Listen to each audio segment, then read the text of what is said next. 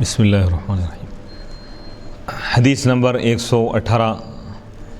جو ابھی گزر چکی ہے، جس کی تشریح یہ ہے کہ علم کی حفاظت کے لیے صحابہ خصوصاً حضرت ابو ہریرہ رضی اللہ تعالیٰ عنہ جو احادیث مبارکہ یاد رکھتے تھے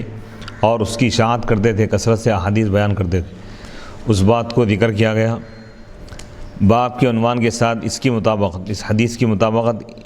میں یہ الفاظ ہے اور ان احادیث کو یاد کرتا تھا۔ حضرت ابو ہریرہ فرمائیں کہ میں ان احادیث کو یاد کرتا تھا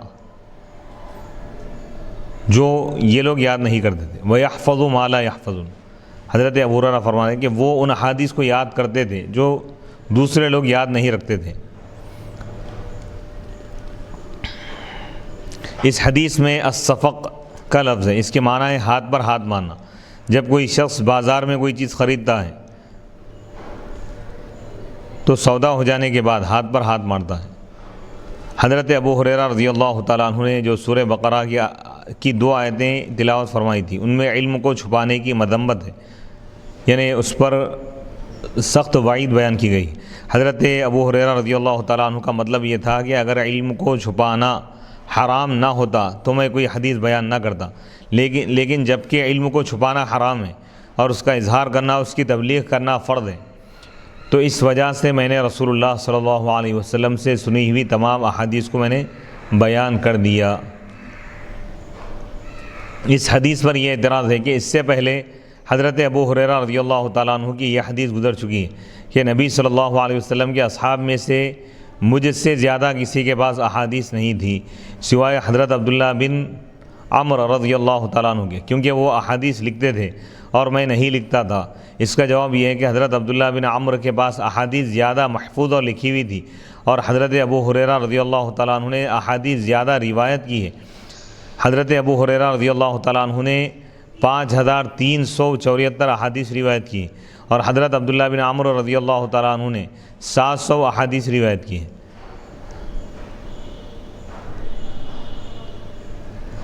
علم کو دائماً یعنی ہمیشہ طلب کرنے کی فضیلت، ضرورت کے وقت اپنے کمال کا اظہار اور کسب معاش کی فرضیت، اس حدیث میں علم کی حفاظت کرنے اور دائماً ہمیشہ علم کو طلب کرنے کا ذکر ہے، کیونکہ حضرت ابو ہریرہ رضی اللہ تعالیٰ عنہ احادیث کی طلب میں ہر وقت رسول اللہ صلی اللہ علیہ وسلم کی خدمت میں حاضر رہتے تھے، اور اس سے حضرت ابو ہریرہ رضی اللہ تعالیٰ عنہ کی فضیلت ظاہر ہوتی ہے کہ انہوں نے طلب علم کو طلب مال پر ترجیح دی تھی، اور حضرت ابو ہریرہ رضی اللہ تعالیٰ عنہ نے اپنی اس فضیلت کو ظاہر کیا۔ اس سے معلوم ہوا کہ ضرورت کے وقت اپنی فضیلت اور اپنے کمال کا اظہار کرنا جائز ہے۔ یہاں ضرورت یہ تھی کہ لوگوں کے اس اعتراض کا جواب دیا جائے، اس اعتراض کا جواب دیا جائے کہ حضرت ابو ہریرہ رضی اللہ تعالیٰ عنہ بہت زیادہ احادیث روایت کرتے ہیں۔ اس سے معلوم ہوا کہ زیادہ روایت کرنا بھی جائز ہے اور تجارت کرنا بھی جائز، جیسا کہ مہاجرین تجارت کرتے تھے، اور کاشتکاری کرنا بھی جائز ہے جیسا کہ انصار کاشتکاری کرتے تھے، اور اپنے اہل و عیال کی کفالت کرنے کے لیے اس قسم کے کسب کرنا مستحب ہے، یعنی کمانا،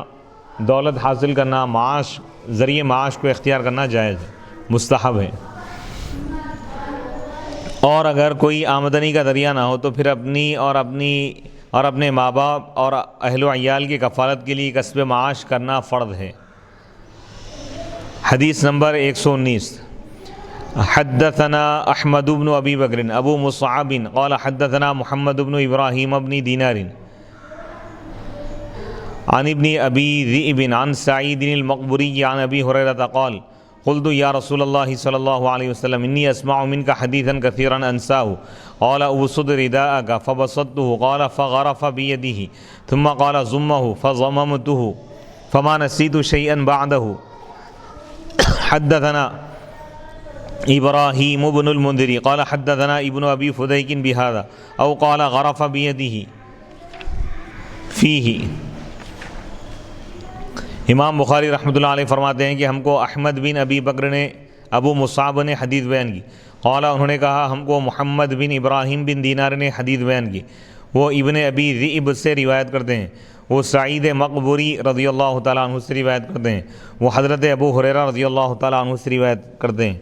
حضرت ابو ہریرہ رضی اللہ تعالیٰ عنہ نے کہا قلت، میں نے عرض کیا کہ یا رسول اللہ صلی اللہ علیہ وسلم میں آپ سے بکثرت احادیث سنتا ہوں جن کو میں بھول جاتا ہوں۔ آپ نے فرمایا تم اپنی چادر پھیلاؤ، بس میں نے اپنی چادر پھیلائی۔ آپ نے اپنے دونوں ہاتھوں سے چلو بنایا اور اس کو میری چادر میں ڈال دیا، پھر فرمایا اس چادر کو اپنے جسم کے ساتھ چمٹا لو، اپنے جسم سے لگا لو۔ میں نے اس چادر کو اپنے جسم کے ساتھ چمٹا لیا، پھر اس کے بعد میں کوئی چیز نہیں بھولا۔ امام بخاری روایت کرتے ہیں ہم کو ابراہیم بن منذر نے حدیث بیان کی، انہوں نے کہا ہم کو ابن ابی فدیک نے یہی حدیث بیان کی یا کہا آپ نے اپنے ہاتھ سے اس میں چلو بنایا۔ اس حدیث کی باب کے عنوان کے ساتھ مطابقت اس طرح ہے کہ باب کا عنوان ہے علم کی حفاظت کرنا،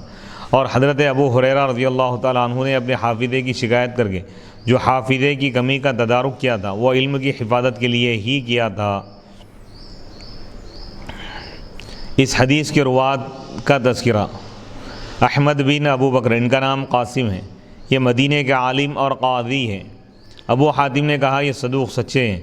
یہ 92 سال کی عمر میں وفات پائے تھے 242 ہجری میں۔ محمد بن ابراہیم بن دینار المدنی الانصاری، یہ امام مالک کے ساتھ اہل مدینہ کے مفتی تھے۔ امام بخاری نے کہا یہ حدیث میں معروف تھے، مشہور تھے۔ ابو حاتم نے کہا ثقہ تھے، معتبر تھے۔ محمد بن عبد الرحمن بن مغیرہ بن ابی ذئب القرشی العامری، یہ ثقہ اور کبیر الشان تھے۔ امام احمد نے کہا ابن ابی ذئب امام مالک سے افضل تھے، یہ 59 ہجری میں کوفہ میں وفات پائے۔ سعید بن ابی سعید المقبری المدنی، حضرت ابو ہریرہ رضی اللہ تعالیٰ عنہ کا نام عبد الرحمن بن صخر تھا۔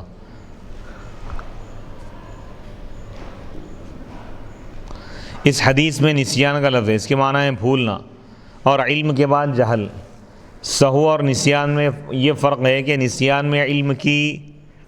صورت حافظہ اور مدرکہ دونوں سے نکل جاتی ہے، اور سہو میں علم کی صورت صرف مدرکہ سے نکل جاتی ہے، یعنی ذہن سے نکل جاتی ہے، اور حافظے میں موجود رہتی ہے۔ اور سہو اور خطا میں یہ فرق ہے کہ سہو میں معمولی تنبیہ سے انسان سمجھ جاتا ہے، اور خطا میں معمولی تنبیہ کافی نہیں ہوتی۔ نسیان وہ حالت ہے جو انسان پر غیر اختیاری طور پر طاری ہوتی ہے، اور اس کا سبب حفظ کے اسباب سے غفلت برتنا ہے، یاد کرنے کے حافظے کے جو اسباب ہیں اس کو چھوڑ دینا یا اس سے غفلت اختیار کرنا۔ اس حدیث میں نبی اکرم صلی اللہ علیہ وسلم کا معجزہ ہے کہ آپ نے حضرت ابو ہریرہ رضی اللہ تعالیٰ عنہ سے نسیان کو دور فرما دیا، اور چادر پھیلانے اور اس کو سینے کے ساتھ چمٹانے سے نسیان کا دور کرنا ایک طرح سے معجزہ ہے۔ حضرت ابو ہریرہ رضی اللہ تعالیٰ عنہ نے نبی صلی اللہ علیہ وسلم سے نسیان، بھول کی شکایت کی، تو آپ نے یہ نہیں فرمایا کہ نسیان کے ازالے کے لیے کسی طبیب، ڈاکٹر یا معالج کے پاس جاؤ، میرا منصب تو صرف احکام شرعیہ بتانا ہے۔ اس سے معلوم ہوا کہ رسول اللہ صلی اللہ علیہ وسلم صرف احکام شرعیہ بتانے کے لیے مبعوث نہیں ہوئے تھے، بلکہ آپ ہر درد کے درماں تھے، یعنی ہر مصیبت کا حل آپ جانتے تھے اور بتا سکتے تھے، ہر مصیبت کو آپ حل کر سکتے تھے اللہ کے حکم سے، اور آپ کے پاس ہر مشکل کا حل تھا، اور آپ نے حضرت ابو ہریرہ رضی اللہ تعالیٰ عنہ کا حافظہ قوی کر کے آپ نے اس کو ثابت کر دیا۔ حدیث نمبر 120، حدثنا اسماعیل قال حدثني اخی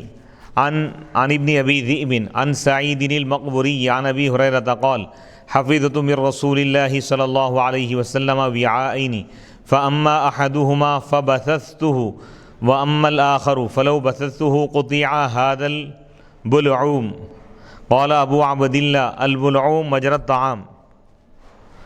امام بخاری رحمۃ اللہ علیہ فرماتے ہیں کہ ہم کو اسماعیل نے حدیث بیان کی، قال انہوں نے کہا مجھ کو میرے بھائی نے حدیث بیان کی ابن ابی ذئب سے، وہ سعید مقبری سے روایت کرتے ہیں، وہ ابو ہریرہ سے روایت کرتے ہیں، قال انہوں نے کہا میں رسول اللہ صلی اللہ علیہ وسلم سے 2 علم کے برتن محفوظ کر لیا، ایک برتن کو تو میں نے پھیلا دیا اور دوسرے کو اگر میں پھیلاتا تو میرا یہ حلقوم کاٹ دیا جاتا، میرا گلا کاٹ دیا جاتا۔ ابو عبداللہ امام بخاری نے کہا بلعوم وہ نالی ہے جس سے طعام کھانا گزرتا ہے، یعنی کھانے کی نالی۔ اس حدیث کی باب کے عنوان کے ساتھ مطابقت بالکل واضح ہے، کیونکہ حضرت ابو ہریرہ رضی اللہ تعالیٰ عنہ نے علم کی حفاظت کے لیے علم کے ایک برتن کو لوگوں میں انڈیل دیا، بہا دیا، اور اپنی جان کی بقا کے لیے دوسرے برتن کو نہیں انڈیلا۔ اس حدیث کے رجال کا تعارف، روات کا تذکرہ ہو چکا ہے۔ علامہ ابو الحسن علی بن خلف ابن بطال مالکی فرماتے ہیں وعاء اس ظرف کو کہتے ہیں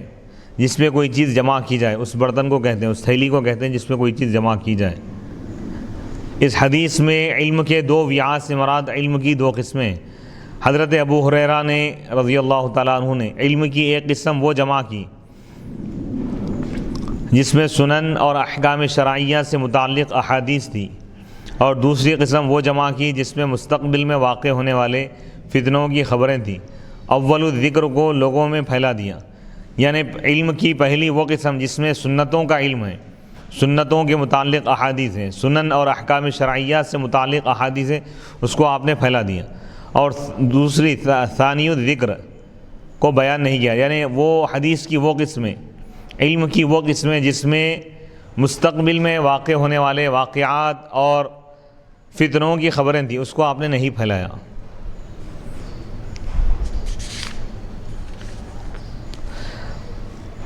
علامہ ابو الفرج عبد الرحمن بن علی بن محمد جوزی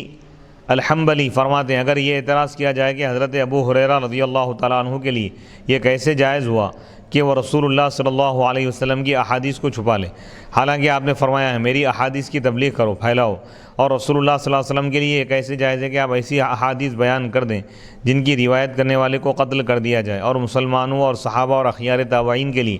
کیسے جائز ہے کہ وہ اس شخص کو قتل کر دے جو رسول اللہ صلی اللہ علیہ وسلم کی احادیث روایت کرے؟ تو اس کا جواب یہ ہے کہ حضرت ابو ہریرہ رضی اللہ تعالیٰ عنہ نے جن احادیث کو چھپایا تھا ان کا تعلق احکام شرعیہ سے نہیں تھا، کیونکہ ان کا چھپانا جائز ہے، اور خود حضرت ابو ہریرہ رضی اللہ تعالیٰ عنہ نے کہا تھا، فرمایا تھا کہ اگر قرآن مجید کی دو آیتیں نہ ہوتی، سورہ بقرہ آیت نمبر 159 آیت نمبر 160، تو میں کوئی حدیث نہ بیان کرتا۔ بس حضرت ابو ہریرہ رضی اللہ تعالیٰ عنہ کے متعلق یہ کیسے گمان کیا جائے گا کہ وہ احکام شرعیہ میں سے کوئی حکم چھپا لیں گے؟ وہ ایسی احادیث ہیں جن میں آپ نے فرمایا تھا کہ فلاں شخص منافق ہے، اور عن قریب تم عثمان کو قتل کرو گے، اور میری امت کی ہلاکت قریش کے لڑکوں کے ہاتھوں ہوں گی جو بنو فلاں ہیں۔ قریش کے ان لڑکوں کے ناموں کی تصریح کر دے، اگر نام ظاہر کر دے تو وہ ان کی تکذیب کرتے اور ان کو قتل کر دیتے، جھٹلا دیتے اور ان کو قتل کر دیتے۔ حافظ شہاب الدین احمد بن علی بن حجر عسقلانی رحمۃ اللہ علیہ فرماتے ہیں علم کے جس برتن کو حضرت ابو ہریرہ رضی اللہ تعالیٰ عنہ نے نہیں پھیلایا اس میں وہ احادیث ہیں جن میں ظالم حکام کے اسماء، نام، ان کے احوال اور ان کے زمانے کی وضاحت ہے، تصریح ہے۔ حضرت ابو ہریرہ رضی اللہ تعالیٰ عنہ ان میں سے بعض کا اشارتاً ذکر کرتے تھے اور ان کی صراحت نہیں کرتے تھے، ان کا نام نہیں لیتے تھے، کیونکہ اس سے ان کی جان کو خطرہ تھا۔ جیسے انہوں نے کہا میں 60 ہجری کی عمارت سے، حکومت سے اور بچوں کی عمارت سے اللہ کی پناہ مانگتا ہوں، طلب کرتا ہوں، اور اس میں یزید بن معاویہ کی خلاف حکومت کی طرف اشارہ تھا جو کہ 60 ہجری میں ہوئی۔ اللہ تعالیٰ نے حضرت ابو ہریرہ رضی اللہ تعالیٰ عنہ کی اس دعا کو قبول فرمایا اور وہ سن 60 ہجری سے پہلے وفات پا گئے، اور اس کا کوئی ذکر کتاب الفتن میں آئے گا۔ کتاب الفتن میں حافظ ابن حجر نے فرمایا ہے بچوں کی عمارت میں پہلا امیر یزید بن معاویہ تھا جو 60 ہجری میں حاکم بنا اور 64 ہجری میں مر گیا، پھر اس کا بیٹا حاکم بنا اور وہ چند مہینوں بعد مر گیا، اور اس سے مراد بعد حکام ہے جو کم عمری میں حکمران بنا دیے گئے تھے۔ اس حدیث کو فرقہ باطنیہ نے اپنے باطل عقائد کی تصحیح کا ذریعہ بنا لیا۔ ان کا یہ عقیدہ تھا کہ شریعت کا ایک باطن ہے اور ایک ظاہر ہے، اور باطن سے ان کی مراد ہے احکام شرعیہ کی قید سے آزاد ہونا، اور دوسرے علماء نے کہا اس سے مراد وہ احادیث ہیں جن کا تعلق قیامت کی علامات سے اور لوگوں کے احوال کے تغیر، تبدیلی اور آخری زمانے کی جنگوں سے، پس جس کو ان کا شعور نہیں ہوگا وہ ان کا انکار کرے گا۔ حافظ بدر الدین علامہ محمود بن احمد عینی حنفی رحمۃ اللہ علیہ نے بھی اسی طرح فرمایا ہے۔ اس کے بعد مزید انہوں نے یہ فرمایا،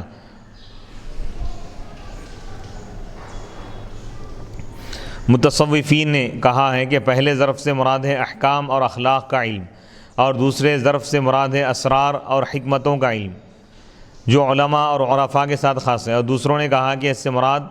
مخفی علم ہے، چھپا ہوا علم ہے، اور وہ راز ہے جو محفوظ ہے، اور یہ خدمت کا نتیجہ اور حکمت کا ثمرہ ہوتا ہے، پھل ہوتا ہے۔ یہ انہی کو حاصل ہوتا ہے جو مجاہدات کے سمندروں میں تیراکی کرتے ہیں، تیرتے ہیں، اور یہ انہی پر منکشف ہوتا ہے، کھل جاتا ہے، جن کے لیے دل مشاہدات کے انوار سے روشن ہوتے ہیں، دیکھنے کے کشف کے انوار سے روشن ہوتے ہیں، کیونکہ یہ وہ اسرار ہیں جو دلوں میں جاگزی ہو جاتے ہیں، اور یہ ریاضت کرنے والوں کے نفوس کو حاصل ہوتے ہیں جو مجاہدے محنتیں کرتے ہیں، مشقت کرتے ہیں، کثرت سے اللہ کی عبادت کرتے ہیں، اللہ کا ذکر کرتے ہیں، ان کے دلوں پر اللہ تعالیٰ ان رازوں کو ظاہر فرماتا ہے۔ باب نمبر 43، باب الانصات للعلماء، علماء کے لیے لوگوں کو خاموش کرنا۔ اس سے پہلا باب علم کی حفاظت کرنے کے بارے میں تھا، اور یہ اس وقت ہو سکتا ہے جب علماء کے لیے لوگوں کو خاموش کیا جائے، اور یہ ان دونوں بابوں میں مناسبت ہے۔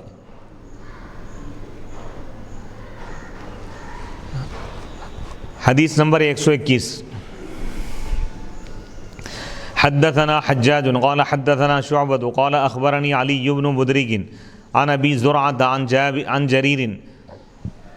ان النبي صلى الله عليه وسلم قال له في حجة الوداع استنصت الناس فقال لا ترجعوا بعدي كفارا يضرب بعضكم رقاب بعض۔ امام بخاری رحمۃ اللہ علیہ روایت کرتے ہیں، فرماتے ہیں کہ ہم کو حجاج نے حدیث بیان کی، قال انہوں نے کہا ہم کو شعبہ نے حدیث بیان کی، قال انہوں نے کہا اخبرنی مجھ کو علی بن مدرک نے خبر دی، وہ ابو زرعہ سے روایت کرتے ہیں، وہ حضرت جریر سے روایت کرتے ہیں رضی اللہ تعالیٰ کہ نبی پاک علیہ الصلاۃ والسلام نے ان سے حجۃ الوداع کے موقع پر ارشاد فرمایا، استنصت الناس، تم لوگوں کو خاموش بٹھاؤ۔ پھر آپ نے فرمایا تم میرے بعد کافر نہ ہو جانا کہ ایک دوسرے کی گردنیں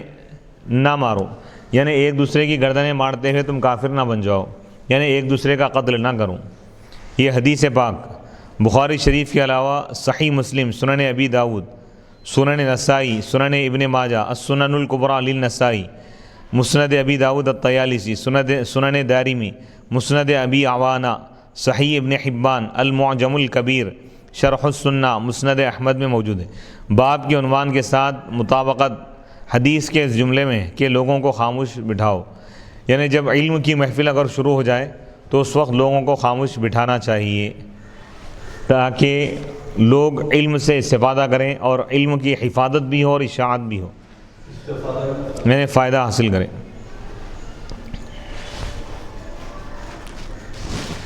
اس حدیث کے روات کا تذکرہ، حجاج بن منہال، شعبہ بن حجاج، ان دونوں کا تعارف گزر چکا ہے۔ علی بن مدرک النخعی الکوفی، یہ صالح، صدوق اور ثقات تھے، یعنی یہ نیک اور حدیث کے قابل، سچے اور معتبر تھے۔ 120 ہجری میں وفات پائے تھے۔ ان سے بہت بڑی جماعت نے احادیث روایت کی۔ ابو زرعہ ان کا نام حرم بن جریر بن عبداللہ البجلی، آپ سید اور مطاع تھے، یعنی آپ سردار تھے اور آپ کی لوگ بات سنتے تھے۔ اس حدیث میں مذکور ہیں، ذکر ہے کہ نبی صلی اللہ علیہ وسلم نے فرمایا تم میرے بعد تم کافر نہ ہو جانا کہ تم ایک دوسرے کی گردنیں مارو گے۔ اس حدیث کے معنی یہ ہے کہ آپ کی زندگی میں لوگ کافر نہیں ہوں گے، اس لیے آپ نے اپنے وصال کے بعد اس سے منع فرمایا، یعنی جب میں دنیا سے چلا جاؤں تو تم میرے بعد اپنے ایمان اور تقوی پر برقرار رہنا اور مسلمانوں سے جنگ نہ کرنا اور ان کے اموال کو باطل تعویل سے نہ حاصل کرنا، غلط تعویل کر کے ان کا مال نہ لینا، یعنی تمہارے افعال کفار کے افعال کے مشابہ نہ ہو، تم کافروں جیسا کام نہ کرو اور تم ان کی طرح مسلمانوں کی گردنیں نہ مارنا۔ جائز اور حلال سمجھ کر مسلمانوں کی گردنیں مارنا یعنی مسلمانوں کو قتل کرنا یہ کفر ہے۔ مسلمانوں کی گردنیں مارنا یعنی مسلمانوں کو قتل کرنا نعمت اسلام کی ناشکری ہے۔ مسلمانوں کی گردنیں مارنا کفر کے قریب ہے اور کفر تک پہنچاتا ہے۔ مسلمانوں کی گردنیں مارنا حقیقت میں کفر ہے، لہذا تم دائماً مسلمان رہو۔ تم میرے بعد تم ہتھیاروں سے مسلح ہو کر، ہتھیاروں سے لیس ہو کر ایک دوسرے سے جنگ نہ کرنا۔ تم ایک دوسرے کو یعنی ہتھیار وغیرہ لے کر یا بنا کر ایک دوسرے کو قتل نہ کرنا، ایک دوسرے سے جنگ نہ کرنا۔ تم ایک دوسرے کو کافر قرار دے کر ایک دوسرے کو قتل نہ کرنا۔ تو اس میں دو چیزیں ہیں، ایک تو یہ ہے کہ مسلمان کا قتل کرنا حرام ہے، اور اگر کوئی مسلمان دوسرے مسلمان کے قتل کو جائز سمجھ کر اگر قتل کرے تو یہ کفر ہے۔ قتل کو جائز تو نہیں سمجھا، حرام سمجھا، گناہ سمجھا، اس کے باوجود قتل کیا تو وہ گناہ کبیرہ کا مرتکب ہوا۔ نبی اکرم صلی اللہ علیہ وسلم نے حکم دیا، فرمایا کہ لوگوں کو خاموش کراؤ، یعنی لوگوں کو خاموش بٹھا دو۔ اس سے معلوم ہوا کہ علماء کی تعظیم اور وہ تکریم کرنا اور ان کا کلام سننے کے لیے لوگوں کو خاموش بٹھانا متعلمین علم حاصل کرنے والوں پر لازم ہے۔ قرآن مجید میں لا ترفعوا اصواتکم فوق صوت النبی، نبی کی آواز پر اپنی آوازوں کو بلند نہ کرو۔ جس طرح نبی صلی اللہ علیہ وسلم کی آواز پر آواز بلند کرنا منع ہے، اسی طرح جب علماء حدیث پڑھ رہے ہو تو ان کی آواز پر آواز بلند کرنا بھی منع ہے، کیونکہ وہ بھی نبی صلی اللہ علیہ وسلم کی آواز کے حکم میں ہے۔ کیونکہ جو حدیث پیش کی جا رہی ہے، حدیث پڑھتے وقت جو آواز آ رہی ہے وہ بھی اس کی بھی تعظیم واجب ہے، اور علماء کی تکریم تعظیم اس لیے واجب ہے کہ وہ نبی صلی اللہ علیہ وسلم کی سنتوں کو زندہ کر دیں اور آپ کی شریعت پر عمل کر دیں اور اس کی تبلیغ کرتے ہیں، اس کو پھیلاتے ہیں۔ باب نمبر 44، باب ما یستحب للعالم اذا سئل ای الناس اعلم فیکل العلم الی اللہ۔ جب عالم سے سوال کیا جائے کہ سب سے بڑا عالم کون ہے، جب پوچھا جائے تو اس کے لیے مستحب یہ ہے کہ وہ اس کا علم اللہ کے سپرد کر دے، اللہ کے حوالے کر دے۔ اس باب کی باب سابق گزرے ہوئے باب کے ساتھ مناسبت یہ ہے کہ باب سابق گزرا ہوا باب عالم کی تعظیم کے بیان میں تھا، اور اس باب میں یہ بتایا ہے کہ وہ تعظیم کا اس وقت مستحق ہے جب وہ یہ کہے کہ سب سے زیادہ علم اللہ کا ہے، یعنی سب سے زیادہ جاننے والا اللہ ہے۔ حدیث نمبر 122، حدثنا عبداللہ بن محمد قال حدثنا سفیان قال حدثنا عمرو قال اخبرنی سعید بن جبیر قال قلت لابن عباس ان نوفا البکالی یزعم ان موسیٰ لیس بموسیٰ بنی اسرائیل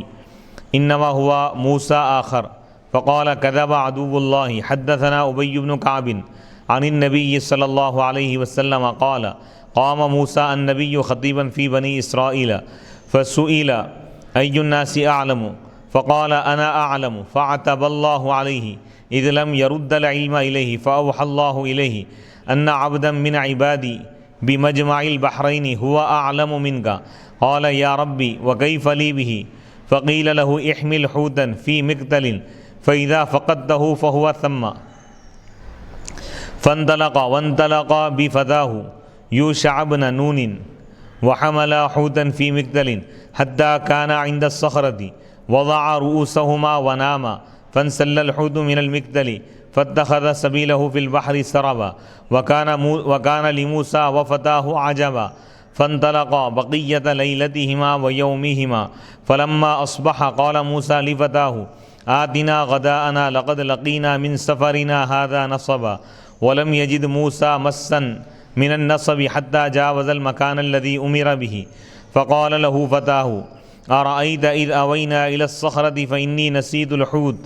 قال موسى ذلك ما كنا نبغي فارتدا على آثارهما قصصا فلما انتهيا إلى الصخرة إذا رجل مسجى بثوب أو قال تسجى بثوبه فسلم موسى فقال الخضر وأنى بأرضك السلام فقال أنا موسى قال موسى بني إسرائيل قال نعم قال هل أتبعك على أن تعلمني مما علمت رشدا قال إنك لن تستطيع معي صبرا قال يا موسى إني على علم من علم الله علمنيه لا تعلمه أنت وأنت على علم علمك الله لا أعلمه. قال ستجدني إن شاء الله صابرا ولا أعصي لك أمرا. فانطلقا يمشيان على ساحل البحر ليس لهما سفينة فمرت بهما سفينة فكلموهم أن يحملوهما فخرق الخضر فعرف الخضر فحملوهما بغير نول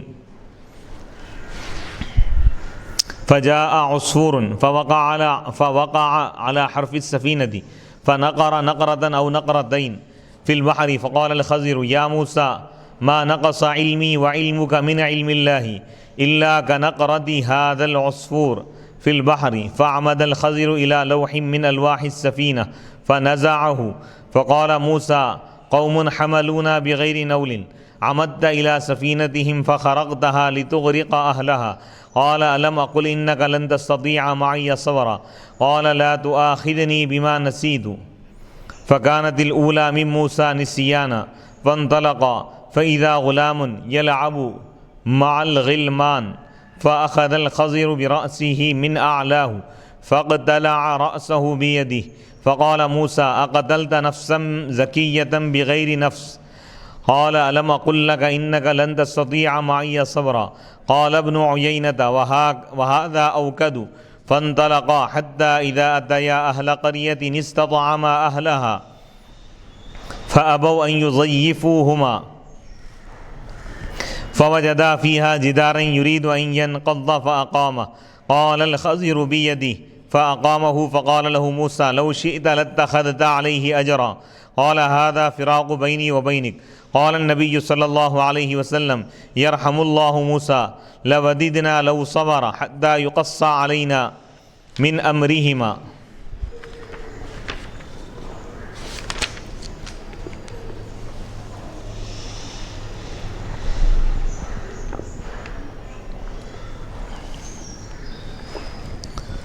باب نمبر 44 حدیث نمبر 122. امام بخاری رحمۃ اللہ علیہ فرماتے ہیں کہ ہم کو عبداللہ بن محمد نے حدیث بیان کی. قال انہوں نے کہا ہم کو سفیان نے حدیث بیان کی. انہوں نے کہا ہم کو عمرو نے حدیث بیان کی. انہوں نے کہا مجھے سعید بن جبیر نے خبر دی. انہوں نے بیان کیا میں نے حضرت عبداللہ بن عباس رضی اللہ تعالیٰ عنہما سے کہا کہ بے شک نوف بکالی یہ زعم کرتا ہے، یہ شخص یہ دعویٰ کرتا ہے کہ قرآن مجید میں حضرت خضر علیہ السلام کے ساتھ جس موسیٰ کا ذکر ہے وہ بنی اسرائیل کے موسیٰ نہیں ہے، وہ کوئی اور موسیٰ ہیں. حضرت عبداللہ بن عباس رضی اللہ تعالیٰ عنہما نے فرمایا وہ اللہ کا دشمن جھوٹ بولتا ہے. ہمیں حضرت ابی بن کعب رضی اللہ تعالیٰ عنہ نے نبی صلی اللہ علیہ وسلم سے یہ حدیث روایت کی ہے، بیان کی ہے کہ حضرت موسیٰ علیہ السلام بنی اسرائیل میں خطبہ دے رہے تھے. ان سے سوال کیا گیا، لوگوں سے خطاب کر رہے تھے، تقریر فرما رہے تھے. اس دوران ان سے سوال کیا گیا کہ لوگوں میں سب سے بڑا عالم کون ہے، زیادہ جاننے والا کون ہے؟ تو انہوں نے کہا میں سب سے بڑا عالم ہوں. اللہ عز و جل نے ان پر عتاب فرمایا، اللہ ان پر ناراضگی کو ظاہر فرمایا کیونکہ انہوں نے علم کو اللہ کی طرف نہیں پھیرا، یعنی علم کی نسبت اللہ کی طرف نہیں کی. یعنی ان کو یہ کہنا چاہیے تھا کہ وہ یہ کہتے اللہ عالم، اللہ زیادہ جاننے والا ہے. تب اللہ عز و جل نے ان کی طرف یہ وحی کی کہ بے شک میرے بندوں میں سے ایک بندہ مجمع البحرین میں ہے، وہ آپ سے بڑا عالم ہے، آپ سے زیادہ جاننے والا ہے. حضرت موسیٰ نے کہا اے میرے رب میں اس تک کیسے پہنچوں گا؟ ان سے کہا گیا کہ آپ ایک ٹوکری میں بھنی ہوئی مچھلی رکھ لیں، جس جگہ اس مچھلی کو آپ کھودیں گے یہ مچھلی گم ہو جائیں گی، وہیں خضر ہوں گے. حضرت موسیٰ علیہ السلام روانہ ہوئے اور ان کے ساتھ ان کے خادم، ان کے غلام حضرت یوشع بن نون بھی روانہ ہوئے اور انہوں نے ایک ٹوکری میں بھنی ہوئی مچھلی رکھ لی، حتیٰ کہ یہاں تک کہ جب وہ دونوں ایک چٹان کے پاس پہنچے تو ان دونوں نے اس پر اپنے سر رکھے اور سو گئے. یعنی اس چٹان کے پاس پہنچے اور تھک کر وہ لوگ سو گئے سر رکھ کر. بس وہ مچھلی ٹوکری سے نکلی اور اس نے سمندر میں سرنگ کے مثل اپنا راستہ بنا لی، سرنگ کی طرح اپنا راستہ بنا لی. سورہ کہف کی آیت نمبر 41 میں 61 میں ہی. اور حضرت موسیٰ علیہ السلام اور ان کے شاگرد غلام کے لیے یہ بہت عجیب بات تھی۔ پھر وہ دونوں بقیہ رات اور دن چلتے رہے۔ جب صبح ہوئی تو حضرت موسیٰ علیہ السلام نے اپنے شاگرد سے کہا کہ ہمارا ناشتہ لاؤ، ہمیں اس سفر سے تھکاوٹ لاحق ہوئی ہے، ہم اس سفر سے بہت تھک گئے ہیں۔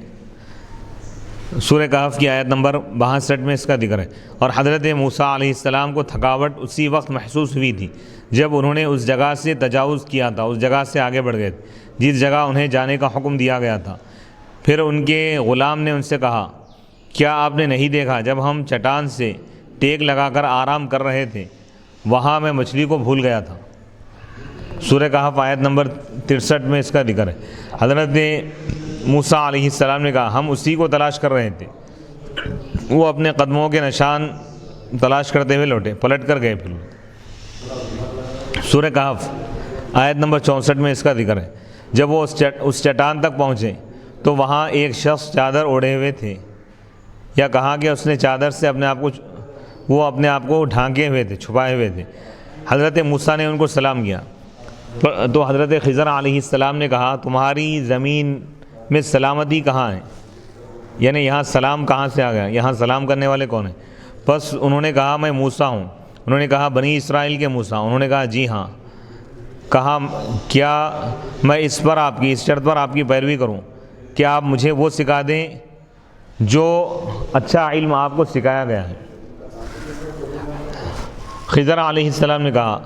آپ میرے ساتھ ہرگز صبر نہیں کر سکیں گے۔ سورہ کہف آیت نمبر 66 اور 67 میں اس کا ذکر ہے۔ اے موسیٰ، میرے پاس اللہ کے علم میں سے وہ علم ہے جس کی اللہ نے مجھے تعلیم دی ہے، اللہ تعالیٰ جو مجھے عطا فرمایا ہے، جو مجھے سکھایا ہے، جس کا آپ کو علم نہیں ہے۔ اور آپ کے پاس اللہ کا وہ علم ہے جو اللہ نے آپ کو عطا فرمایا ہے، جس کا مجھے علم نہیں ہے۔ حضرت موسیٰ نے کہا، انشاءاللہ آپ مجھے صبر کرنے والا پائیں گے، اور میں کسی بات میں آپ کی نافرمانی نہیں کروں گا۔ سورہ کہف آیت نمبر 69 میں اس کی طرف اشارہ ہے۔ پھر وہ دونوں روانہ ہوئے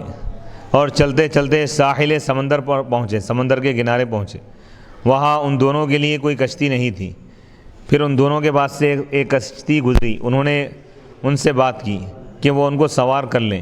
انہوں نے حضرت خضر علیہ السلام کو پہچان لیا، بس انہوں نے بغیر کسی معاوضے کے ان دونوں کو سوار کر لیا۔ پھر ایک چڑیا آ کر کشتی کے کنارے بیٹھ گئی۔ اس نے سمندر میں ایک چونچ یا 2 چونچیں ماری۔ حضرت خضر نے کہا، اے موسیٰ، میرا علم اور آپ کا علم اللہ کے علم کے مقابلے میں ایسا ہے جیسے سمندر میں اس چڑیا کی ایک چونچ ہے۔ پھر حضرت خضر علیہ السلام نے کشتی کے تختوں میں سے ایک تختے کا ارادہ کیا اور اس کو اکھاڑ دیا۔ حضرت موسیٰ علیہ السلام نے کہا، ان لوگوں نے بغیر معاوضے کے ہمیں کشتی میں سوار کیا، پیسہ لیے بغیر، اور آپ نے اس کا تختہ اکھاڑ دیا تاکہ اس میں بیٹھنے والوں کو آپ غرق کر دیں، ڈبا دیں۔ حضرت خضر نے کہا، کیا میں نے نہیں کہا تھا کہ آپ میرے ساتھ ہرگز صبر نہیں کر سکیں گے؟ تو موسیٰ علیہ السلام نے کہا، آپ میری بھول پر میری گرفت نہ کیجیے۔ پہلی بار حضرت موسیٰ سے بھول ہو گئی تھی۔ سورہ کہف کی آیت نمبر 72 اور 73 میں اس کی طرف اشارہ ہے۔ پھر وہ دونوں روانہ ہو گئے، بس وہاں ایک لڑکا لڑکوں کے ساتھ کھیل رہا تھا۔ حضرت خضر نے اس لڑکے کا سر اوپر کی طرف سے پکڑا اور اپنے ہاتھ سے اس کا سر دھڑ سے الگ کر دیا۔ پھر حضرت موسیٰ نے کہا، کیا آپ نے ایک بے قصور جان کو بغیر کسی جان کے عوض کے قتل کر ڈالا؟ سورہ کہف آیت نمبر 76 ہے۔ تو خضر علیہ السلام نے کہا، کیا میں نے آپ سے پہلے ہی نہیں کہا تھا کہ آپ میرے ساتھ ہرگز نہیں رہ سکتے، صبر نہیں کر سکیں گے؟ سورہ کہف آیت نمبر 75۔ ابن عیینہ نے کہا، اس میں زیادہ تاکید ہے۔ پھر وہ دونوں روانہ ہو گئے، یہاں تک کہ جب وہ ایک دیہات والوں کے پاس پہنچے تو دیہات والوں سے کھانا مانگا۔ انہوں نے ان دونوں کی ضیافت کرنے سے انکار کر دیا، ان دونوں کو مہمان بنانے سے انکار کر دیا۔ پھر ان دونوں نے وہاں ایک دیوار دیکھی جو گر رہی تھی، گرنے کے قریب تھی۔ انہوں نے اس کی مرمت کر دی، اس کو درست کر دیا۔ خضر علیہ السلام نے اپنے ہاتھ کے اشارے سے اس کی مرمت کی۔ تب حضرت موسیٰ علیہ السلام نے ان سے کہا، اگر آپ چاہتے تو اس پر کوئی معاوضہ لے لیتے۔ حضرت خضر نے کہا، بس یہ میرے اور آپ کے درمیان جدائی ہے۔ سورہ کہف آیت نمبر 77 اور 78۔ نبی صلی اللہ علیہ وسلم نے فرمایا اللہ حضرت موسیٰ علیہ السلام پر رحم فرمائے. ہم چاہتے تھے، ہماری تمنا یہ تھی کہ اگر وہ صبر کر دے یہاں تک کہ ان دونوں کے مزید واقعات ہم پر بیان کیے جاتے. اس حدیث کی باب کے عنوان کے ساتھ مطابقت واضح ہے، کیونکہ عنوان میں ہے جب عالم سے پوچھا جائے کہ سب سے بڑا عالم کون ہے تو اس کے لیے مستحب یہ ہے کہ وہ اس علم کو اللہ کے حوالے کر دے. اور اس حدیث میں مذکور ہے، ذکر کیا گیا ہے کہ جب حضرت موسیٰ علیہ السلام سے یہ سوال کیا گیا تو انہوں نے کہا سب سے بڑا عالم میں ہوں. پھر اس کے نتیجے میں ان کو حضرت خضر علیہ السلام تک سفر کرنا پڑا.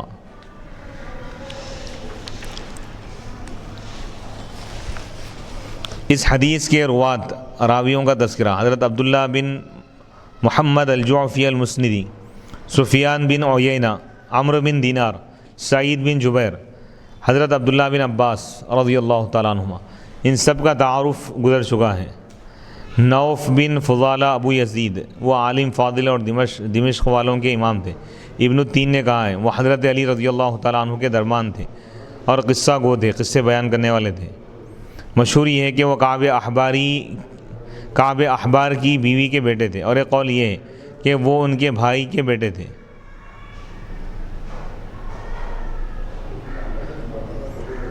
حضرت ابی بن کعب رضی اللہ تعالیٰ عنہ مشہور صحابی، ان کا تعارف گزر چکا ہے.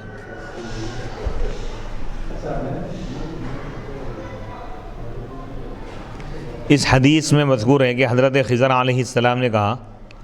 بنی اسرائیل کے موسیٰ. اس پر یہ اعتراض ہے کہ اس جملے میں موسیٰ بنی اسرائیل،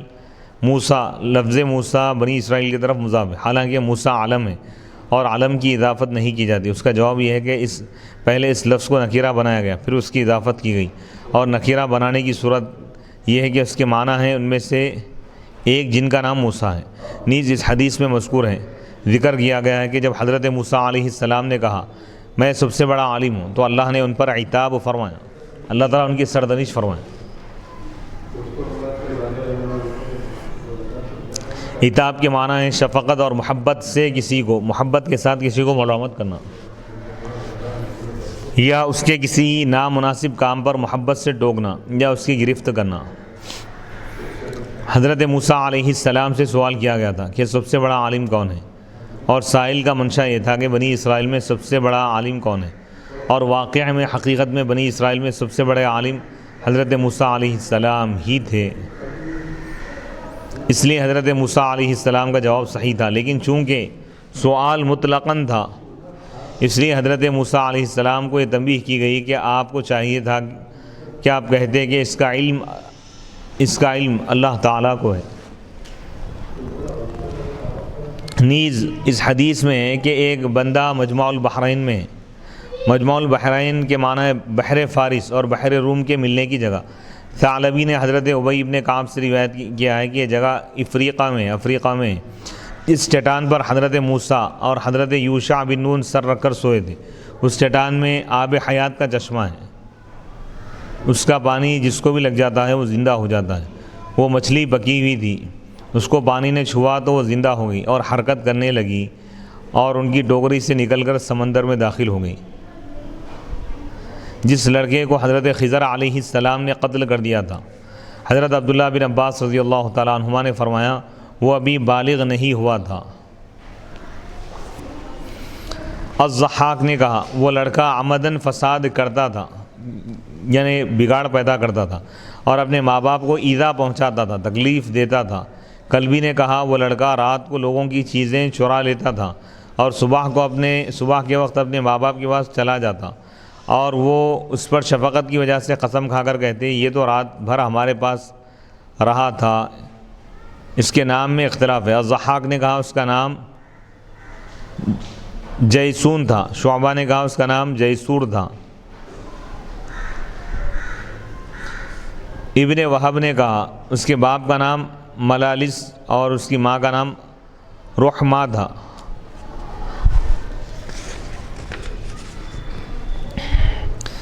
اس حدیث کے فوائد میں سے یہ ہیں کہ علم کی طلب کے لیے سفر کرنا چاہیے اور سفر میں ناشتہ اور کھانے کی چیزیں ساتھ رکھنی چاہیے. اور عالم یعنی اس علم سے جو چیزیں، اس حدیث سے جو باتیں معلوم ہوتی ہیں، جو آداب جو طریقے ہم کو معلوم ہوتے ہیں، جو نکات معلوم ہوتے ہیں، اس میں سے یہ ہے کہ علم کی طلب کے لیے، علم حاصل کرنے کی جستجو میں سفر کرنا چاہیے، یہ سنت موسوی ہیں،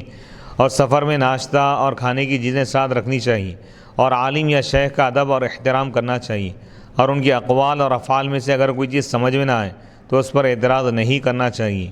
اور یہ کہ ضرورت کے وقت کھانے کا سوال کرنا جائز ہے، کھانا کسی سے مانگنا جائز ہے، اور یہ کہ جب کسی کا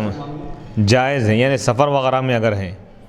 اور کوئی چیز موجود نہیں ہے تو وہاں مقامی لوگوں سے ضیافت طلب کی جا سکتی ہے، دعوت،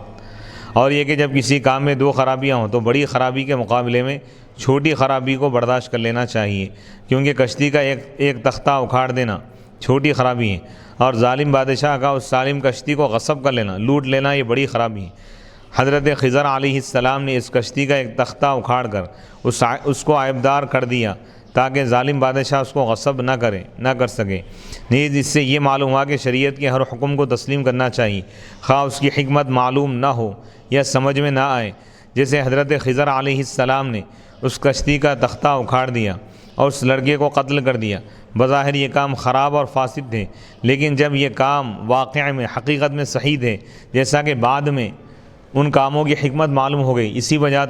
وجہ سے حضرت خضر علیہ السلام نے کہا وما فعلتہ عن امری، میں نے اپنی رائے سے یہ کام نہیں کی۔ سورہ کہف آیت نمبر 82۔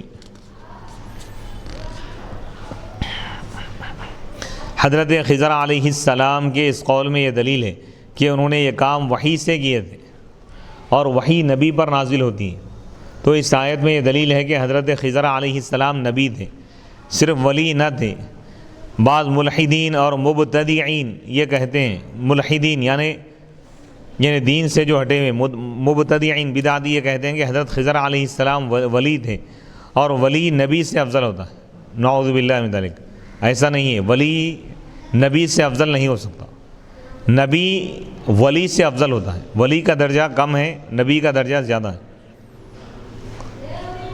لیکن بعض ملحد اور مبتدعین بدعتی لوگ یہ کہتے ہیں کہ حضرت خضر علیہ السلام ولی تھے، اور ولی نبی سے افضل ہوتا ہے، اس لیے حضرت موسیٰ علیہ السلام نبی ہونے کے باوجود ولی سے علم حاصل کرنے گئے، یہ عقیدہ باطل ہے۔ حضرت خضر علیہ السلام نبی اور رسول تھے، اور ایک نبی کا دوسرے نبی سے علم حاصل کرنا جائز۔ علماء اہل سنت والجماعت کے پاس عقیدہ ہمارا یہ ہے کہ حضرت خضر علیہ السلام بھی نبی اور رسول تھے، حضرت موسیٰ علیہ السلام بھی نبی اور رسول تھے، تو ایک رسول کا دوسرے رسول سے، ایک نبی کا دوسرے نبی سے علم حاصل کرنا جائز، اور نبی کا درجہ ولی سے افضل ہوتا ہے۔ ایک اعتراض یہ ہے کہ حضرت خضر علیہ السلام نے کہا میرے اور تمہارے علم کی مثال اللہ کے علم کے مقابلے میں ایسے ہے جیسے چڑیا کی چونچ میں پانی سمندر کے پانی کے مقابلے میں، حالانکہ چڑیا کی چونچ میں جو پانی ہے وہ بھی متناہی ہے، ختم ہونے والا ہے، اور سمندر کا پانی بھی متناہی ہے، اور متناہی کا متناہی کے ساتھ تقابل ہے۔ اور جب حضرت خضر علیہ السلام اور حضرت موسیٰ علیہ السلام کے علم کی اللہ کے علم کے مقابلے میں جو نسبت ہے وہ متناہی کا غیر متناہی کے ساتھ تقابل ہے، اس کا جواب یہ ہے کہ اس مثال سے مقصود علم کی قلت اور عظمت میں تشبیہ دینا ہے، اور اس سے من کل الوجوہ مکمل طور پہ تشبیہ دینا مقصود نہیں ہے۔ یعنی ایک اعتراض کا جواب دے رہے ہیں۔ اعتراض یہ ہو رہا ہے کہ حضرت خضر علیہ السلام نے ایک تشبیہ دے کے حضرت موسیٰ علیہ السلام کے سامنے اللہ کے علم اور اپنے علم کو بیان کیا، اور بتایا کہ اے موسیٰ، جس طرح کشتی کے کنارے پر یہ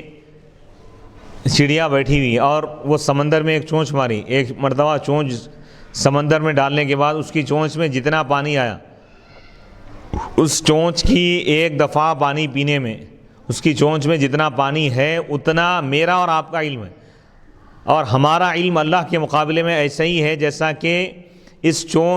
چڑیا کی چونچ میں جو پانی ہے سمندر کا وہ ہمارا علم ہے، اور یہ سمندر کا جو پانی ہے یہ یا اس جیسا اس سے زیادہ اللہ کا علم ہے۔ تو اب یہاں پر ایک اعتراض یہ ہو رہا ہے کہ چڑیا کی چونچ میں جو پانی ہے وہ بھی محدود ہے، یعنی وہ متناہی ہے، اس کی ایک انتہا ہے، ایک حد ہے، ایک لمٹ ہے، اور سمندر میں جو پانی ہے اس کی بھی ایک لمٹ ہے، اگرچہ کہ سمندر میں پانی زیادہ ہے لیکن اگر اس کا احاطہ کیا جائے تو احاطہ کیا جا سکتا ہے، وہ بھی محدود ہے، مخلوق ہے وہ۔ تو اللہ کے علم کو ثابت کرنے کے لیے، بتانے کے لیے مخلوق سے یعنی ایسی چیز سے، یعنی محدود چیز سے کیوں تشبیہ دی گئی؟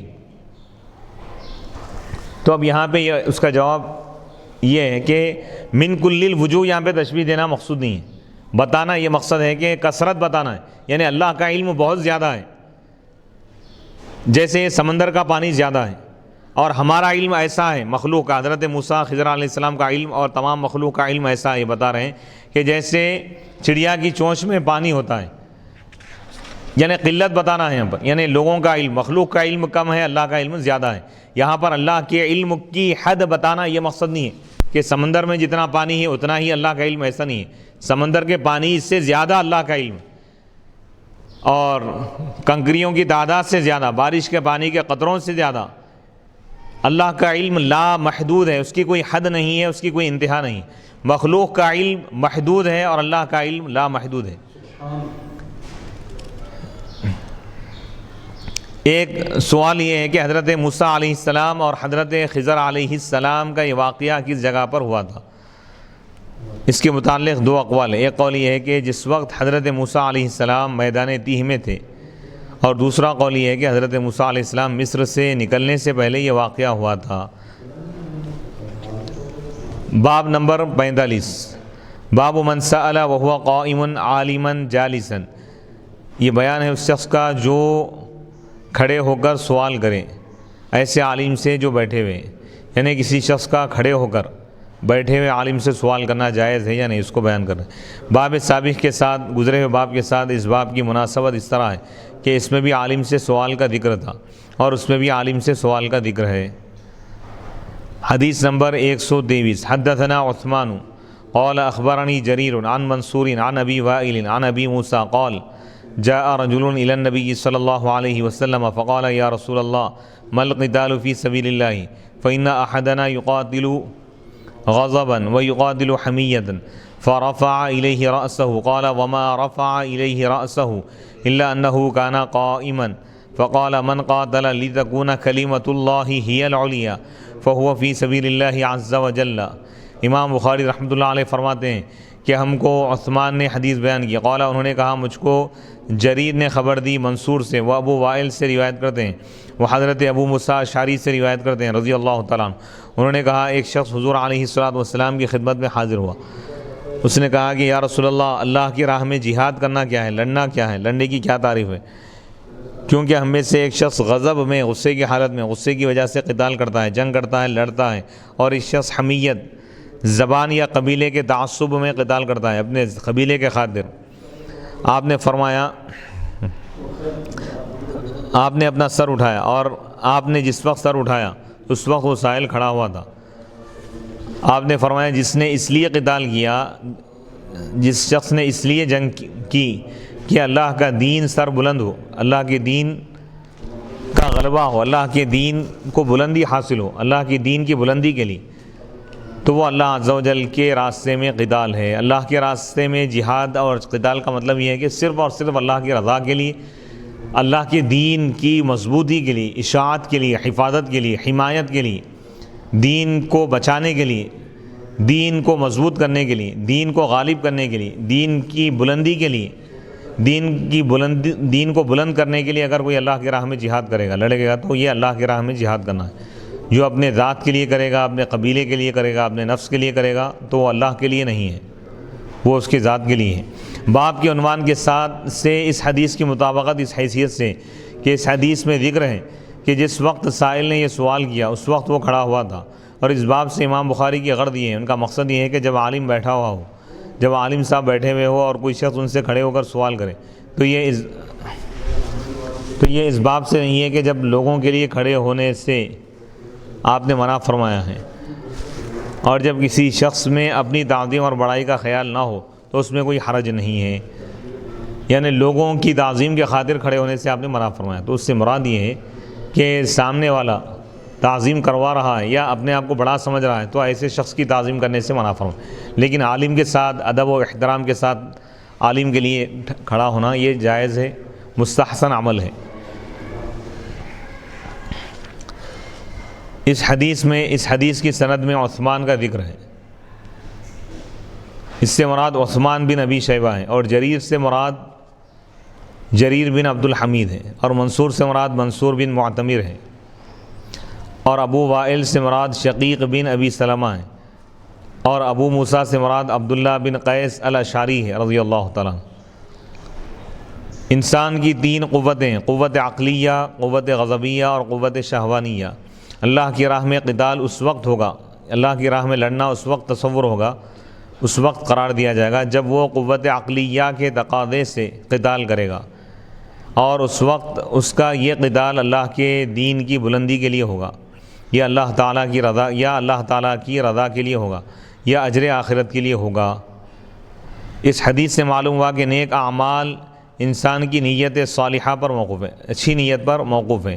نیک اعمال کی مقبولیت، اور یہ کہ عبادت کے لیے اخلاص شرط ہے۔ جس طرح عبادت کا محرک اور باعث کوئی دنیاوی امر ہو، کوئی دنیاوی چیز کے لیے اگر کوئی عبادت کر رہا ہو تو اس کی وہ عبادت رائگاں جائے گی، بیکار ہو جائے گی۔ اور مجاہدین کی فضیلت میں، جہاد کرنے والوں کی فضیلت میں جو احادیث وارد ہے وہ ان مجاہدین کے متعلق ہے جو دین کی سربلندی کے لیے جہاد کرتے ہیں۔ اور اس حدیث سے یہ بھی معلوم ہوا کہ اگر مستفتی سوال کرنے والا، فتویٰ پوچھنے والا کسی سبب یا کسی عذر کی وجہ سے کھڑا ہوا ہو اور مفتی صاحب اگر بیٹھے ہوئے ہوں تو اس میں کوئی حرج نہیں ہے۔ یعنی خلاصہ یہ ہے کہ انسان اپنے خواہشات، قوت شہویہ سے مراد یہ شہوانی جو خواہشات ہیں انسان کے، نفسانی خواہشات اور غصہ، یہ دو چیزوں کو نیک اعمال میں شامل نہ کریں۔ جو بھی نیک عمل کر رہا ہے اس میں اپنا ذاتی کوئی مقصد شامل نہ کریں، اپنے نفسانی خواہشات کے لیے نیک عمل نہ کرے بلکہ اللہ کی رضا کے لیے کرے۔ حتیٰ کہ اللہ کی راہ میں بھی اگر کوئی شہید ہو رہا ہے، اپنی جان قربان کر رہا ہے، اگر اللہ کی راہ میں کوئی لڑ بھی رہا ہے لیکن وہ اپنے قبیلے کے لیے لڑ رہا ہے، قبیلے کی حمایت میں، یا اپنے وطن کے لیے، یا اپنے کسی خاص مقصد کے لیے، اللہ کی رضا اگر مقصد نہیں ہے، اللہ کی رضا کے لیے اگر نہیں کر رہا ہے تو اس پر کوئی اجر و ثواب نہیں ہے۔ حضرت ابو موسیٰ اشعری رضی اللہ تعالیٰ عنہ بیان کرتے ہیں کہ ایک شخص نے نبی صلی اللہ علیہ وسلم کے پاس آ کر پوچھا، ایک شخص مال غنیمت کے حصول کے لیے، مال غنیمت پانے کے لیے قتال کرتا ہے، لڑتا ہے، ایک شخص اپنے ذکر اور اپنی شہرت کے لیے قتال کرتا ہے، اب مشہور ہونے کے لیے، اور ایک شخص اس لیے قتال کرتا ہے کہ اس کا مقام دکھایا جائے۔ ان میں سے اللہ کی راہ میں قتال کرنے والا کون ہے، جنگ کرنے والا کون ہے؟ آپ نے فرمایا جو اس لیے قتال کرے، جنگ کرے کہ اللہ کا دین بلند ہو، اللہ کے دین کو بلندی حاصل ہو، سر بلند ہو، وہ اللہ کی راہ میں قتال کرنے والا ہے، لڑنے والا ہے۔ حضرت عبداللہ بن عمر رضی اللہ تعالیٰ عنہ بیان کرتے ہیں کہ عبداللہ بن عمر نے کہا، یا رسول اللہ مجھے جہاد اور غزوے کے متعلق بتائیے۔ آپ نے فرمایا، اے عبداللہ بن عمر، اگر تم صبر کرتے ہو اور ثواب کی نیت سے قتال کرو گے، صبر کرتے ہوئے، تو تم صابر اور محتسب اٹھائے جاؤ گے، یعنی صبر کرنے والے اور ثواب کے لیے کام کرنے والے بنا کر اٹھائے جاؤ گے۔ اور اگر تم دکھاوے کے لیے اور مال کی کثرت کے لیے قتال کرو گے تو اللہ تعالیٰ تمہیں اس حال میں اٹھائے گا کہ تم ریاکار اور کثرت کے طالب ہوں گے، زیادہ طلب کرنے والوں میں، حریص لوگوں میں تمہارا شمار ہوگا۔ اے عبداللہ بن عمر، تم جس حال میں قتال کرو گے یا قتل کیے جاؤ گے، اللہ عز و جل تم کو اسی حال میں اٹھائے گا، یعنی جس نیت سے تم جنگ کرو گے اسی نیت کے ساتھ تمہیں اٹھایا جائے گا۔ حضرت ابو ہریرہ رضی اللہ تعالیٰ عنہ بیان کرتے ہیں کہ ایک شخص نے کہا کہ یا رسول اللہ، ایک آدمی جہاد فی سبیل اللہ کا ارادہ کرتا ہے، اللہ کی راہ میں جہاد کرنے کا، اور وہ دنیا کی متاع کو طلب کرتا ہے، دنیا کے ساز و سامان کو، دنیا کی دولت کو طلب کرتا ہے۔ آپ نے فرمایا اس کے لیے کوئی اجر نہیں ہے۔ لوگوں پر یہ حدیث بہت گراں گزری اور انہوں نے اس شخص سے کہا، تم اپنا سوال دوبارہ دہراؤ۔ اس نے دوبارہ کہا، یا رسول اللہ، ایک آدمی جہاد فی سبیل اللہ کا ارادہ کرتا ہے، اللہ کی راہ میں لڑنے کا ارادہ کرتا ہے، اور وہ دنیا کی متاع کو بھی طلب کرتا ہے، دنیا کے ساز و سامان کو بھی۔ رسول اللہ صلی اللہ علیہ وسلم نے فرمایا اس کے لیے کوئی ثواب نہیں ہے، کوئی اجر نہیں ہے۔ اس نے تیسری بار سوال دہرایا، وہی سوال ریپیٹ کیا، وہی سوال پوچھا، تو رسول اللہ صلی اللہ علیہ وسلم نے پھر فرمایا اس کے لیے کوئی اجر و ثواب نہیں ہے۔ یہ حدیث پاک سنن ابی داؤد میں، صحیح ابن حبان میں ہے، المستدرک میں ہے، سنن بیہقی میں، مسند احمد میں ہے۔ حضرت ابو امامہ رضی اللہ تعالیٰ عنہ بیان کرتے ہیں کہ ایک شخص نے آ کر کہا، یا رسول اللہ یہ بتائیے، ایک شخص جہاد کرتا ہے اور وہ اجر کو بھی طلب کرتا ہے، ثواب کو بھی طلب کرتا ہے اور شہرت کو بھی، اس کو کیا ملے گا؟ آپ نے فرمایا اس کو کچھ نہیں ملے گا۔ اس نے 3 بار سوال دہرایا، آپ نے ہر بار یہی فرمایا، اس کو کچھ نہیں ملے گا۔ پھر رسول اللہ صلی اللہ علیہ وسلم نے فرمایا اللہ اس عمل کو قبول فرماتا ہے جو خالص اس کے لیے ہو اور اس سے اس کی ذات کا ارادہ کیا گیا ہو۔ حضرت معاذ بن جبل رضی اللہ تعالیٰ عنہ بیان کرتے ہیں کہ رسول اللہ صلی اللہ علیہ وسلم نے فرمایا جہاد کی 2 قسمیں ہیں، جس نے اللہ کی رضا کے لیے جہاد کیا اور امام کی اطاعت کی، حاکم وقت کی، اور اپنے پاک مال کو خرچ کیا اور اپنے شریک کے ساتھ آسانی کی، اپنے ساتھیوں کے ساتھ، اور فساد سے پرہیز کیا، بگاڑ وغیرہ نہیں کیا، اس کی نیند اور بیداری سب کی سب اجر ہے، اس کا جاگنا اور اس کا سونا سب عبادت میں شمار ہے۔ اور جس نے فخر کرتے ہوئے اور دکھانے کے لیے اور سنانے کے لیے، شہرت کے لیے جہاد کیا اور امام کی نافرمانی کی اور زمین میں فساد برپا کیا، اس کا معاملہ برابر نہیں ہوگا، یعنی اس کے لیے کوئی اجر و ثواب نہیں ہے۔ یہ حدیث پاک سنن ابی داؤد میں ہے، المعجم الکبیر میں ہے، مسند الشامیین میں ہے، المستدرک میں ہے، سنن بیہقی میں ہے، سنن دارمی میں ہے، سنن نسائی میں ہے، السنن الکبریٰ میں ہے، حلیۃ الاولیاء میں ہے، شعب الایمان میں ہے، مسند احمد میں ہے۔ باب نمبر 46، باب السؤال والفتیہ عند رمی الجمار، شیطان کو کنکریاں مارتے وقت سوال کرنے کا بیان۔ اس باب کی باب سابق کے ساتھ گزرے ہوئے باب کے ساتھ مناسبت یہ ہے کہ باب سابق گزرے ہوئے باب میں عالم سے سوال کا ذکر تھا اور اس باب میں عالم سے سوال کا ذکر ہے، اس باب میں بھی۔ حدیث نمبر 124، حدثنا ابو نعیم قال حدثنا عبد العزیز ابن ابی سلمۃ عن الزہری عن عیسی بن طلحہ عن عبد اللہ بن عمرو قال رأيت النبي صلى الله عليه وسلم عند الجمرة وهو يسأل فقال رجل يا رسول الله نحرت قبل أن أرمي قال ارمي ولا حرج قال آخر يا رسول الله حلقت قبل أن أنحر قال انحر ولا حرج فما سئل عن شيء قدم ولا أخر إلا قال افعل ولا حرج۔ امام بخاری رحمۃ اللہ علیہ فرماتے ہیں کہ ہم کو ابو نعیم نے حدیث بیان کی، قال انہوں نے کہا عبدالعزیز بن ابی سلمہ نے ہم کو حدیث بیان کی، وہ زہری سے روایت کرتے ہیں، وہ عیسیٰ بن طلحہ سے روایت کرتے ہیں، وہ حضرت عبداللہ بن عمرو سے روایت کرتے ہیں، قال انہوں نے کہا رأیت النبی، میں نبی اکرم صلی اللہ علیہ وسلم کو دیکھا، عند الجمرہ، جمرہ کے پاس، وہو یسأل، جبکہ آپ علیہ الصلوۃ والسلام سے پوچھا جا رہا تھا، سوال کیا جا رہا تھا۔ فقال رجل، ایک شخص نے کہا کہ یا رسول اللہ نحرت قبل ان ارمیہ، میں کنکریاں مارنے سے پہلے قربانی دے دیا۔ آپ نے فرمایا ارمی، تم اب کنکریاں مار لو، ولا حرج، کوئی گناہ نہیں ہے۔ قال آخر، دوسرے شخص نے کہا کہ یا رسول اللہ حلقت قبل ان انحر، میں قربانی دینے سے پہلے حلق کرا لیا۔ قال، آپ نے فرمایا انحر، تم قربانی دو، ولا حرج، کوئی حرج کی بات نہیں ہے۔ فما سئل عن شیء قدم ولا اخر، آپ سے نہیں پوچھا گیا کسی ایسی چیز کے بارے میں جس کو آگے کیا گیا، پہلے کیا گیا یا بعد میں کیا گیا، یعنی جس چیز کے بارے میں بھی آپ سے پوچھا گیا، الا قال، مگر آپ نے فرمایا افعل، تم کرو، ولا حرج، کوئی حرج کی بات نہیں ہے۔ یہ حدیث پاک اس سے پہلے گزر چکی ہے، حدیث نمبر 83 میں اس کی پوری تفصیل گزر چکی ہے۔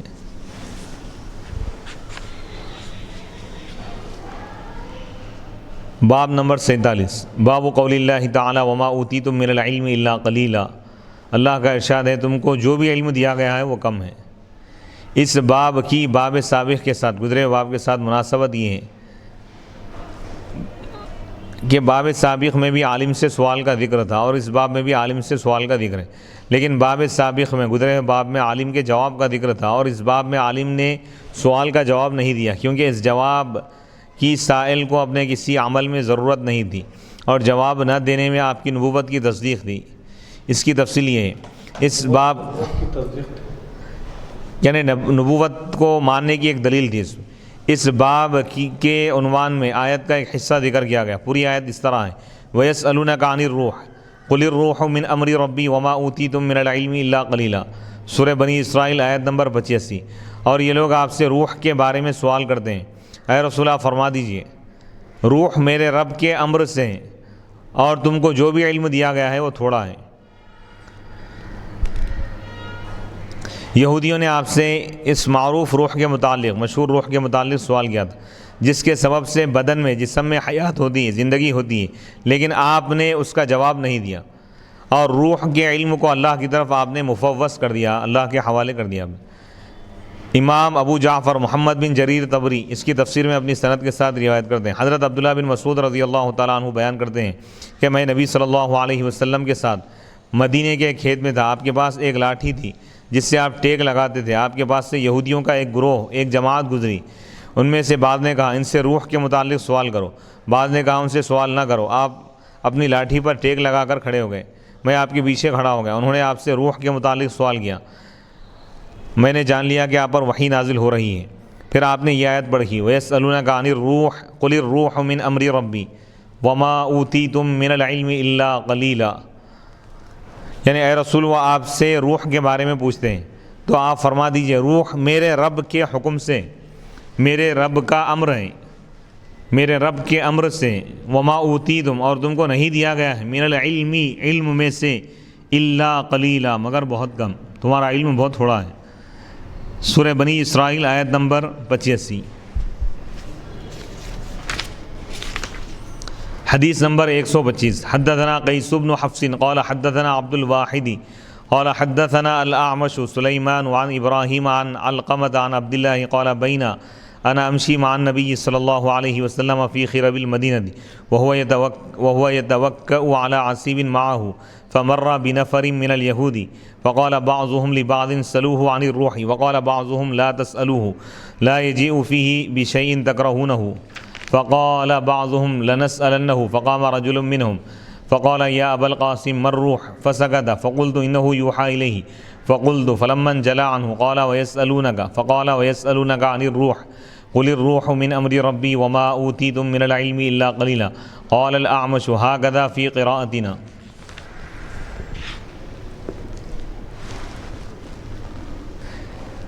امام بخاری رحمۃ اللہ علیہ فرماتے ہیں کہ ہم کو قیس بن حفص نے یہ حدیث بیان کی، قال انہوں نے کہا عبد الواحد نے حدیث بیان کی، قال انہوں نے کہا اعمش نے حدیث بیان کی، سلیمان نے حدیث بیان کی، ابراہیم سے، وہ علقمہ سے، وہ عبداللہ سے، قال عبداللہ یعنی حضرت عبداللہ بن مسعود رضی اللہ تعالیٰ عنہ فرماتے ہیں کہ میں نبی صلی اللہ علیہ وسلم کے ساتھ مدینے کے کھنڈرات میں جا رہا تھا، آپ جس لاٹھی پر ٹیک لگاتے تھے وہ آپ کے ساتھ تھی، آپ یہودیوں کے گروہ کے پاس سے گزرے، انہوں نے ایک دوسرے سے کہا کہ ان سے روح کے متعلق سوال کرو، پوچھو، ان میں سے بعد نے کہا سوال نہ کرو، یہ کوئی ایسا جواب نہ دے جس کو تم ناپسند کرو، دوسروں نے کہا ہم ان سے ضرور سوال کریں گے، پھر ان میں سے ایک شخص نے کھڑے ہو کر کہا یا ابا القاسم روح کی حقیقت کیا ہے؟ بس آپ خاموش رہے، میں نے دل میں کہا آپ کی طرف وحی کی جا رہی ہے، بس میں کھڑا ہو گیا، بس جب آپ سے نزول وحی کی کیفیت دور ہو گئی، ختم ہو گئی تو آپ نے پڑھا وَيَسْأَلُونَكَ عَنِ الرُّوحِ، یہ لوگ آپ سے روح کے بارے میں پوچھتے ہیں، اے رسول اللہ فرما دیجئے روح میرے رب کے حکم سے اور تم کو تھوڑا علم عطا کیا گیا ہے۔ اعمش نے کہا ہماری قرات میں اسی طرح ہیں۔ وصلی اللہ تعالی علی خیر خلقہ سیدنا محمد وعلی آلہ واصحابہ وبارک وسلم اجمعین۔ اللہم صلی علی سیدنا محمد وعلی آلہ وصحبہ افضل صلواتک وعدد معلوماتک وبارک وسلم۔ اللہم انا نسألک العفو والعافیۃ والمعافاۃ الدائمۃ فی الدین والدنیا والآخرہ۔ اللہم انک عفو کریم تحب العفو فاعف عنا یا کریم۔ ربنا آتنا فی الدنیا حسنۃ وفی الآخرۃ حسنۃ وقنا عذاب النار۔